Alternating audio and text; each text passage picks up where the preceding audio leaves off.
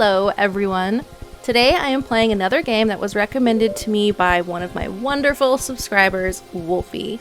Wolfie said that they have very fond memories of this game from when they were younger. I personally have never heard of it, but I'm excited to see what it's all about. But real fast before we get started, I just want to say that anytime I get a recommendation, first of all, I so appreciate it. Secondly, I don't want anyone to take what I have to say personally. I want to give my honest opinion on games, but I don't at all want to hurt anyone's feelings. I completely understand nostalgic memories, and that means a lot to everyone. That being said, if you are new to the channel, please consider subscribing. I would absolutely love to have you. So, upon launching the game, I noticed that the horses look a little off. The running animations aren't very good, and their eyes are just kind of lifeless. But the beginning sequence shows some Pegasuses, some Pegasus, and the ability to fly, so I thought that was cool. And the music was actually really pretty.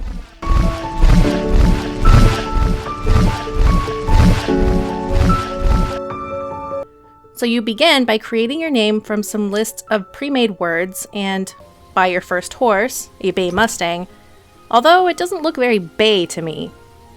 I then figured out at this point that this is an MMO, a surprisingly active MMO at that. In typical mobile game fashion, there are quests you complete to earn XP points, level, and unlock new horse options and tack as you go. Every time you complete a series of quests, you level up and get a new series of quests to complete. They range from farming an apple, upgrading your barn, to racing your horse. There is also an energy bar, which is typical in these mobile type games as well. You use your energy to compete in races and do free runs.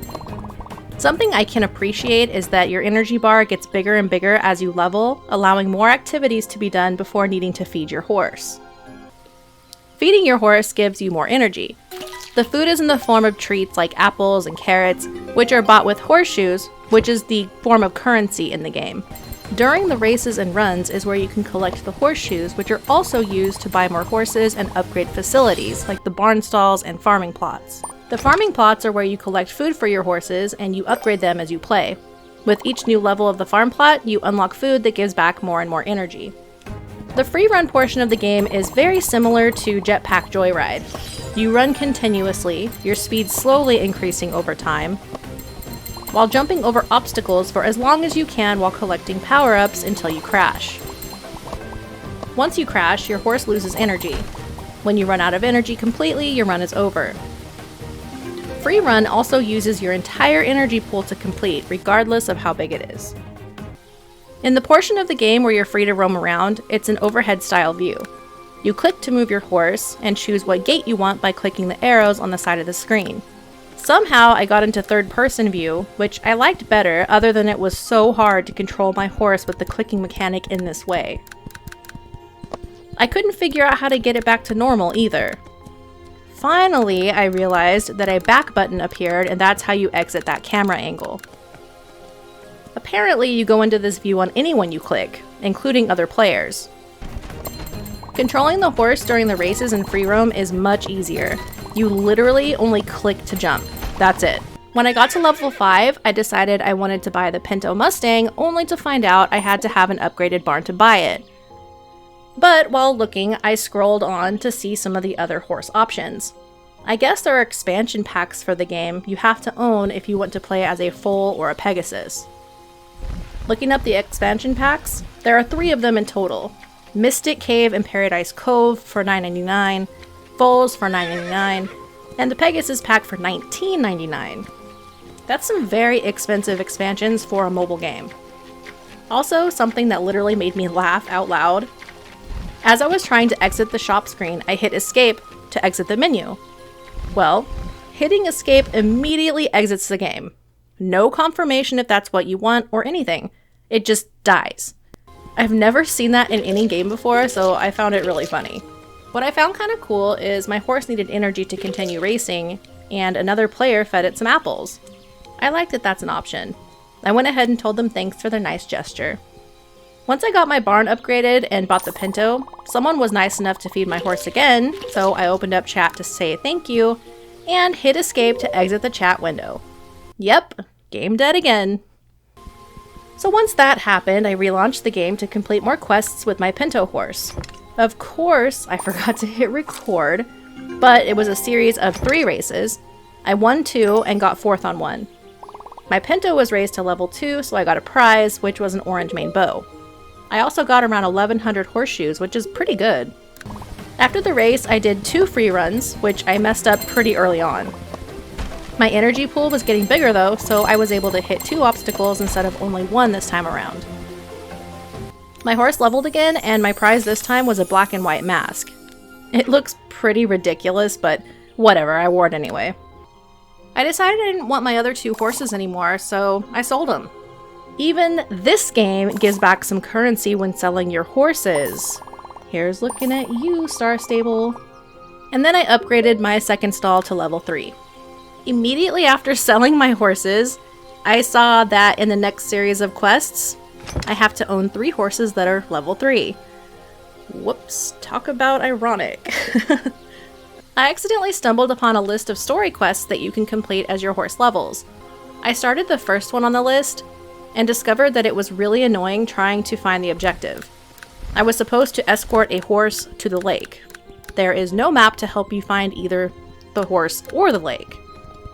The only positive part of this is that I learned if you hold down the click button, you can drag around the world to look around.